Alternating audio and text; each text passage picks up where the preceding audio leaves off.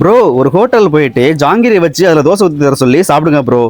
ஹோட்டல்காரங்கிட்ட கேட்டால் இதெல்லாம் பண்ணி தருவாங்களான்னு தெரில. சரி வாங்க ட்ரை பண்ணி சாப்பிட்டு பார்க்கலாம். ஓகே, நானும் டாஸ்க் கம்மி பண்ணலான்னு பைக் எடுத்துட்டு நம்ம திண்டுக்கல் நாகல் நகர்ல இருக்கிற ஆரா பேக்கரி போயிட்டு ஜாங்கிரி வாங்கலான்னு போயிட்டேன். ஒரே ஒரு ஜாங்கிரி 20 ரூபாய்க்கு வாங்கிட்டு டிஃபன் கடை தேடி கிளம்பிட்டேன். ஜங்ஷன் ரோட்ல இருக்கிற ஜோதி டிஃபன் சென்டர் போயிட்டு இந்த மாதிரி ஜாங்கிரி வச்சு தோசை ஊத்தி தரணும்னு சொல்லி கேட்டேன். நான் சொன்ன உடனே அவங்கள சரிப்பா இதுக்கு என்ன பண்ணி தரலாம்னு சொல்லிட்டாங்க. அங்க இருந்த ஒரு அம்மா தம்பி நான் ஊத்துறேன் பாருங்கன்னு சொல்லிட்டு ஒரு மாவை எடுத்து தோசைகள்ல ஊத்த ஆரம்பிச்சாங்க. அது கூட நான் வாங்கி கொடுத்த ஜாங்கிரியவும் தோசை மேல வச்சு அதுக்கு மேல கொஞ்சம் மாவை ஊத்தி மிக்ஸ் பண்ண ஆரம்பிச்சாங்க. தோசை நல்லா வெந்ததுக்கு அப்புறம் அதை வெளிப்பக்கமா திருப்பி போட்டு சொல்ல ஆரம்பிச்சாங்க. தோசை இப்ப 2 சைடுமே வெந்துருச்சு. அதை ஒரு தட்டுல வச்சு சாம்பார் சட்னி எல்லாம் ஊத்தி கொடுத்தாங்க சாப்பிடறதுக்கு.